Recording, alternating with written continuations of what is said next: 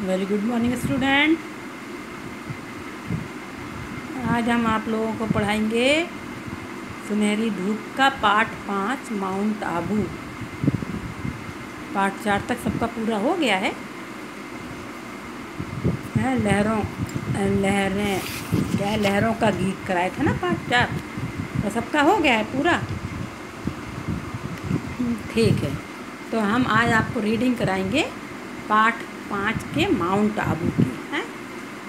तो इसके ये लास्ट लेसन है। इसके बाद हम फिर से रिवीजन कराएंगे।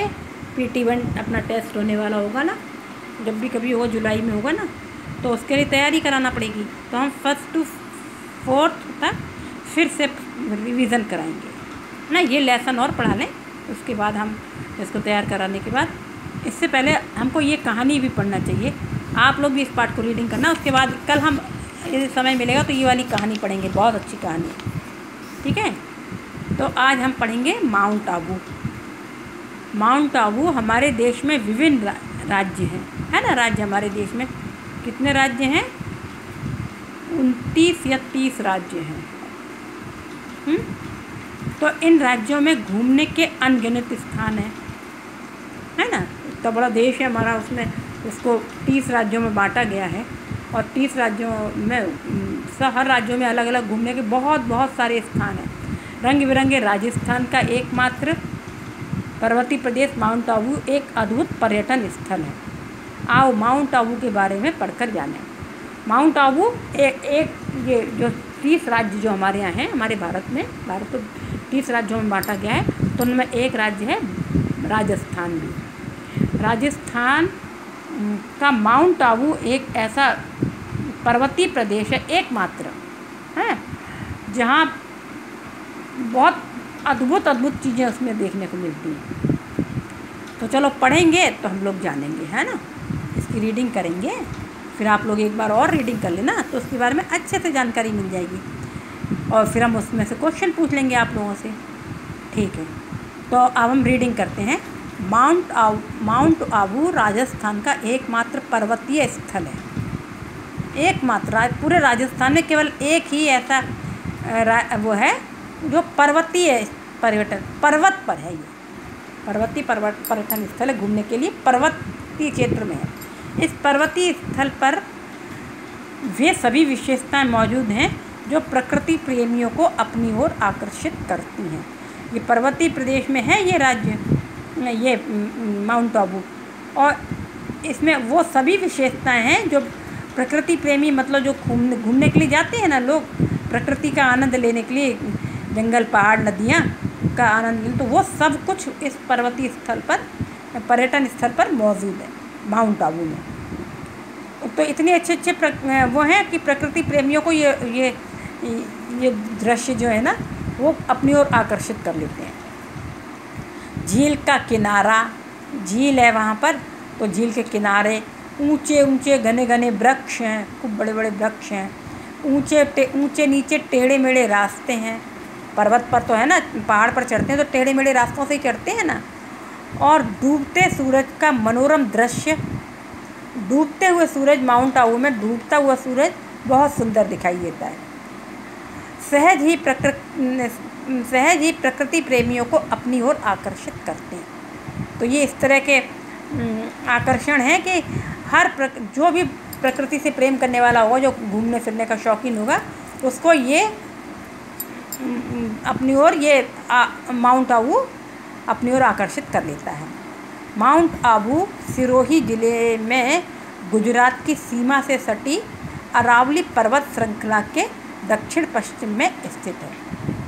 सिरोही जिला है राजस्थान में, उसमें गुजरात की सीमा से लगा हुआ, गुजरात की सीमा गुजरात में नहीं है पर गुजरात के बॉर्डर में है।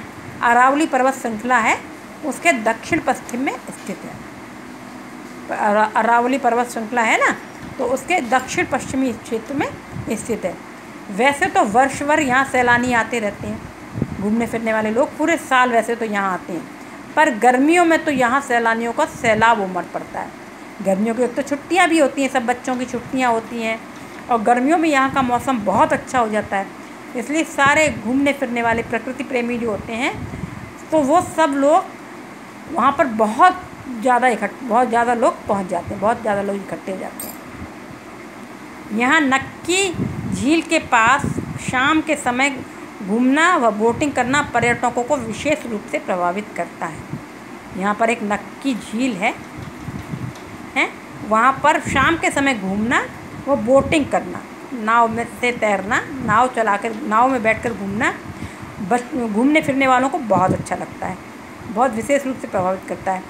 नक्की झील राजस्थान की एक ऐसी झील है जो सर्दियों में अक्सर जम जाती है। राजस्थान की ये नक्की झील ऐसी झील है जो सर्दियों में तो जम जाती है, इतनी सर्दी पड़ती है वहाँ पर कि वो जो झील का पानी होता है वो बर्फ़ बन जाता है, उसमें लोग दौड़ते भागते हैं क्योंकि जम गई है, वो तो बर्फ़ बन गई है, तो सर्दियों में अक्सर जम जाती है।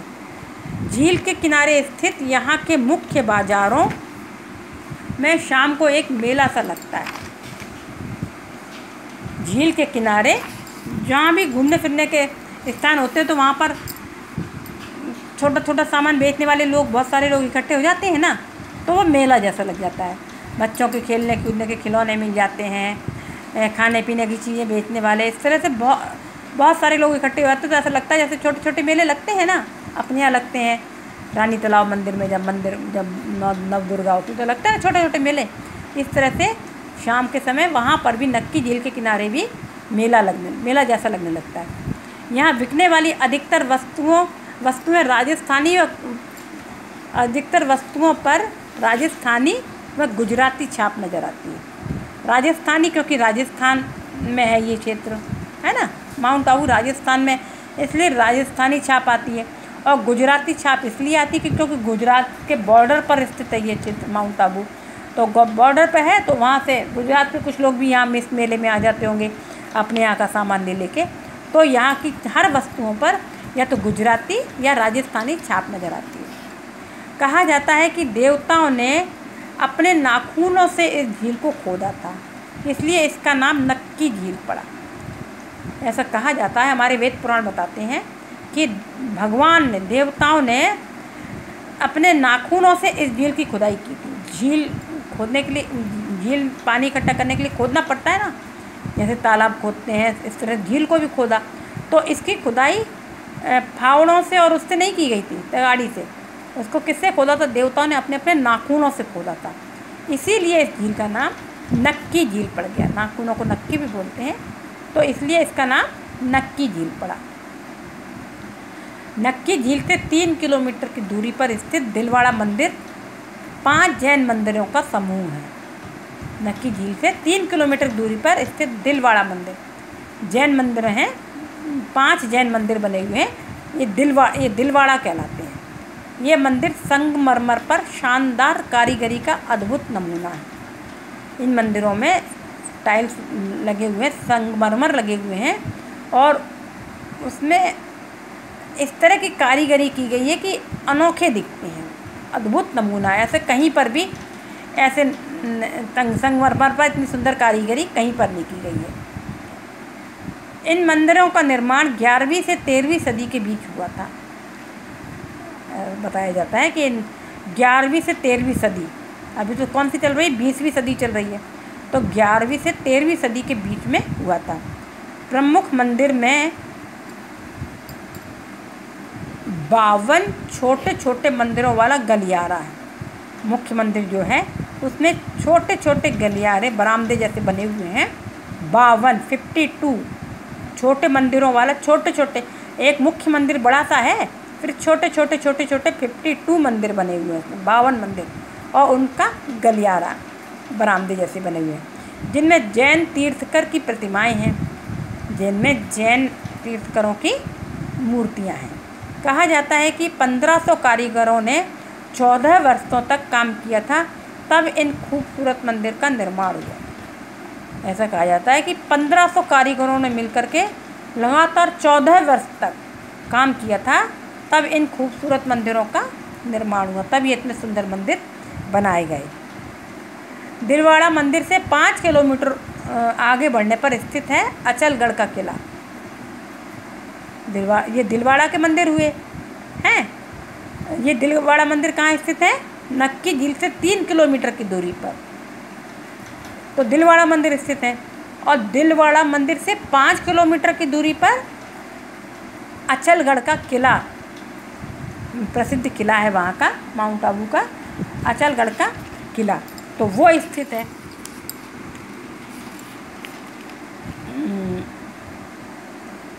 यह परमार राजाओं द्वारा बनवाया गया था। परमार राजा थे उस समय, परमार राजा का शासन था, तो उन्होंने बनवाया था। बाद में राणा कुंभा ने इसका पुनर्निर्माण करवाया। परमार राजाओं का जब शासन खत्म हो गया, राणा कुंभा राजा का शासन आया, तो उन्होंने इसका पुनर्निर्माण करवाया, मतलब टूट फूट गया होगा तो उसको फिर से बनवाया। तो उन्होंने अपने तरीके से बनाया। यहाँ अचलेश्वर महादेव के नाम से भगवान शिव का मंदिर है। इसमें जब राणा कुंभा ने बनवाया इसको, तो उसमें एक मंदिर बनवाया अचलेश्वर महादेव के नाम से, शिव जी का मंदिर बनवाया भगवान शंकर जी का, और उस मंदिर का नाम अचलेश्वर महादेव रखा। मंदिर के पीछे मंदाकिनी कुंड है। मंदाकिनी मतलब गंगा नदी का, मंदाकिनी का कुंड है, गंगा नदी का नाम है मंदाकिनी है, तो एक कुंड है।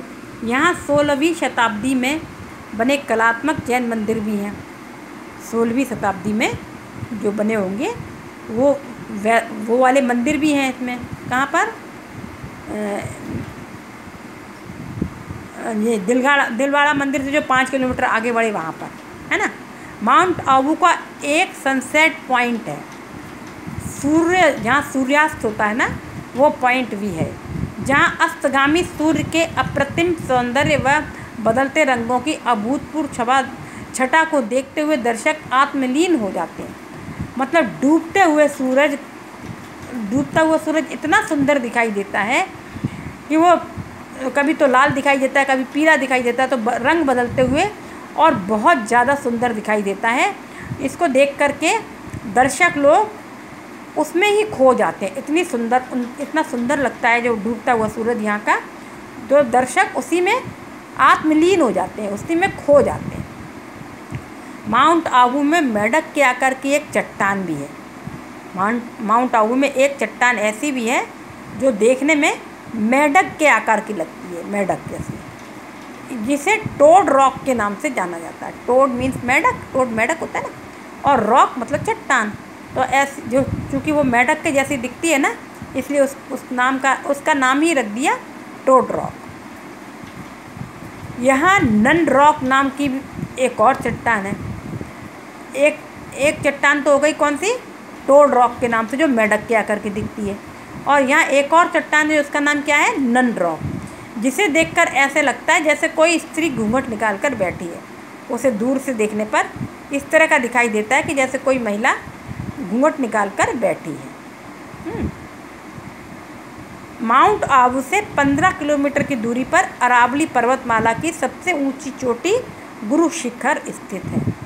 माउंट आबू से 15 किलोमीटर दूर पर अरावली पर्वतमाला जो निकलती है ना, उसकी सबसे ऊंची चोटी क्या है? गुरु शिखर माउंट आबू में स्थित है।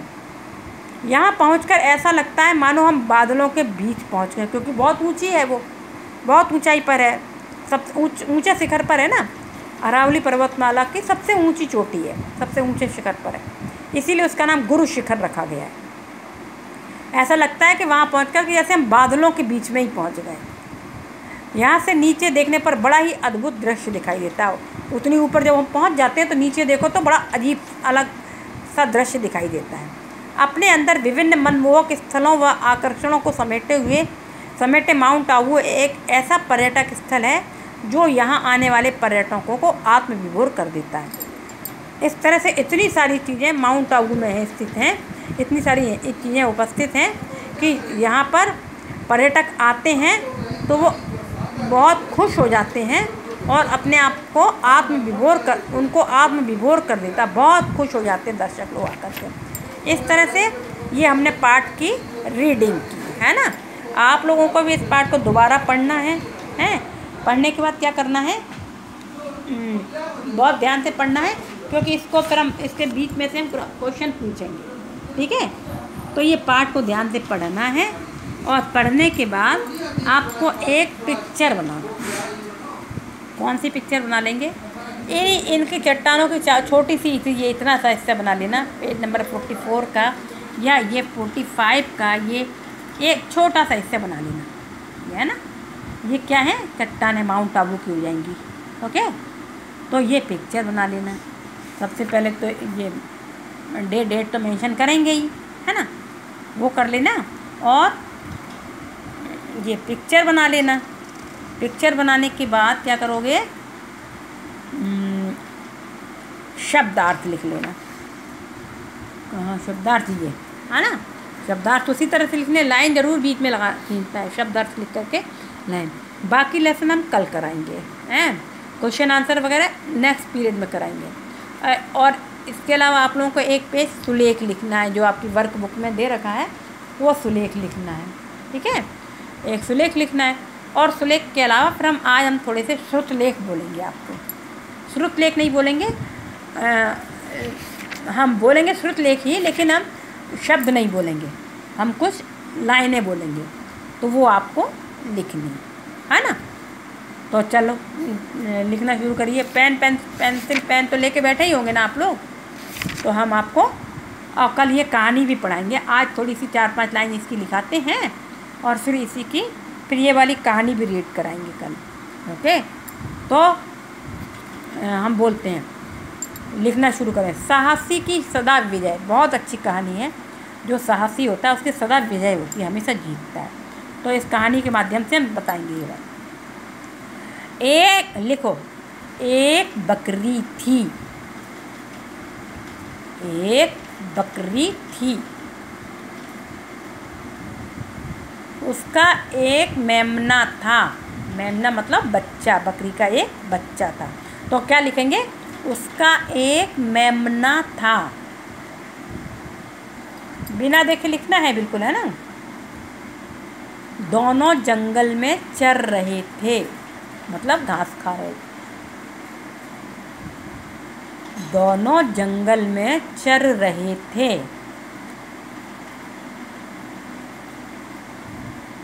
चरते चरते बकरी को प्यास लगी। चरते चरते बकरी को प्यास लगी। मेमने को भी प्यास लगी। मेमने को भी प्यास लगी। बकरी बोली, चलो पानी पी आए। बकरी अपने बच्चे से बोली, चलो पानी पी आए। बकरी बोली, चलो पानी पी आए। मेमने ने भी कहा, मेमने ने भी कहा, हाँ माँ, चलो पानी पी आए।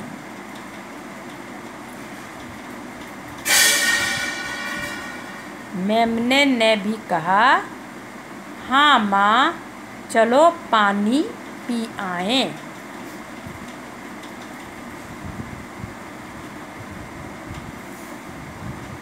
पानी पीने के लिए बकरी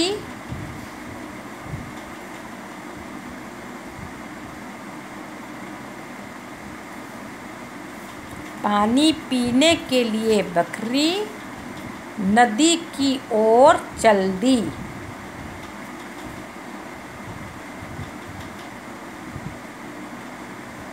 नदी की ओर चल दी।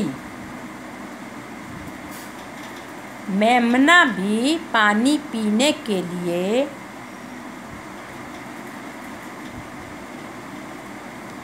मेमना भी पानी पीने के लिए नदी की ओर चल पड़ा।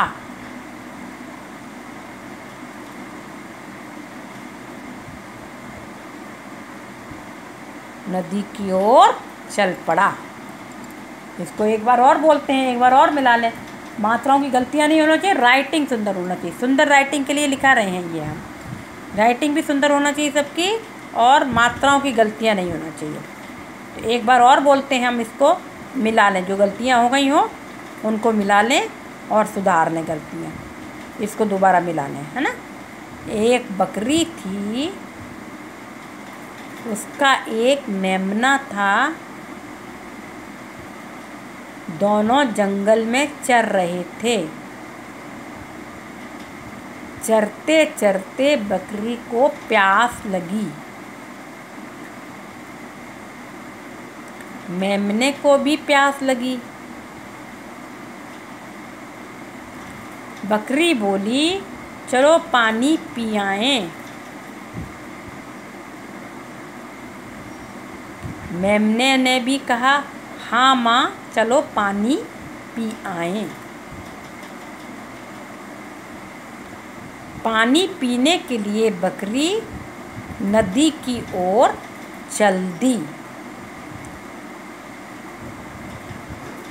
पानी पीने के लिए बकरी नदी की ओर चल दी। मेमना भी पानी पीने के लिए नदी की ओर चल पड़ा। मेमना भी पानी पीने के लिए नदी की ओर चल पड़ा। इस तरह से ये श्रुत लेके कल हम चेक करेंगे, तो सब लोग पूरा होमवर्क कर लेंगे, पिक्चर बना लेंगे। सुंदर सी पिक्चर बनाना चाहिए, पिक्चर भी सुंदर होना चाहिए। और ये श्रुत लेख जो बोला गया है वो भी अच्छे राइटिंग में होना चाहिए। और सुलेख जो लिखेंगे तो उसको बहुत ध्यान से लिखा करिए। आप लोग बहुत गलत लिखते हैं, तो सुलेख गलत नहीं, उसको देख देख कर तो लिखना है। एक बार तो पेंसिल ही फेरना है उसमें, दूसरी बार उसको लिखना होता है, तो क्यों फिर गलत होता है आप लोगों का? गलत नहीं होना चाहिए ना, तो उसको सही लिखना है सुलेख। और पिक्चर सुंदर बनना चाहिए। डेट मेंशन होनी चाहिए प्रॉपर, पार्ट का नाम, पार्ट का नंबर, डे और डेट। और उसके बाद सबसे पहले पिक्चर बना लेंगे, हैं, छोटी सी पिक्चर, ये 4-5, ये बस ये बना लेना, पूरा मत बनाना, ये 4-5 बना लो, ये बना लो, चाहे इधर वाले ये बना लो, बड़े मंदिर ने नहीं बनाओ, केवल ये रॉक बना लो, ये वाली, है ना, छोटे छोटे मंदिर बना लो। और उसके बाद शब्दार्थ लिखना है। ये एक पेज में ये बन जाएगा पिक्चर, फिर नेक्स्ट पेज में शब्दार्थ लिख लेना है ना, इतना कराना है। तो उसके बाद जो हमने श्रुत लेख लिखा है तो वो तो अलग कॉपी बनाई ना, उसमें चेक कराई, वो लिखना तो उसमें चेक करेंगे। और श्रुत लेख के बाद सुलेख लिखना है जो उसमें है। और पाठ की रीडिंग ज़रूर करना है। पाठ की रीडिंग करेंगे तो हम उसमें से बीच बीच में से क्वेश्चन पूछेंगे, तो आप लोगों को बताना पड़ेगा, है ना। पाठ तो जिससे क्या होगा कि कहीं से भी कोई से भी क्वेश्चन आ जाएंगे तो आपके पेपर की तैयारी रहेगी। ओके ना। तो ये आपका हुआ क्या, आज का ये पाठ। और नेक्स्ट टर्न में हम इसको पूरा कराएंगे। उसके बाद जब ये पाठ पूरा हो जाएगा उसके बाद हम आगे नहीं बढ़ेंगे। अब आओ इसको वापस पार्ट 1 से रिवाइज़ कराएंगे। तो इस जिसने लिख लिया होगा वो तो ठीक है, उसको केवल पढ़ना है, याद करना है। आप लोगों को याद करने वाला देंगे, क्योंकि जैसे ही स्कूल लॉकडाउन होगा, लॉकडाउन खुलेगा तो वैसे ही स्कूल खुलेगा, तो फिर आप लोगों को एग्ज़ाम तो देना ही पड़ेगा ना। इसलिए एग्ज़ाम की तैयारी तो करना ही पड़ेगा, लर्न करना ही पड़ेगा, तो लर्न कराएंगे हम आप लोगों को। तो इसलिए इसकी तैयारी रखना है। Okay, good day.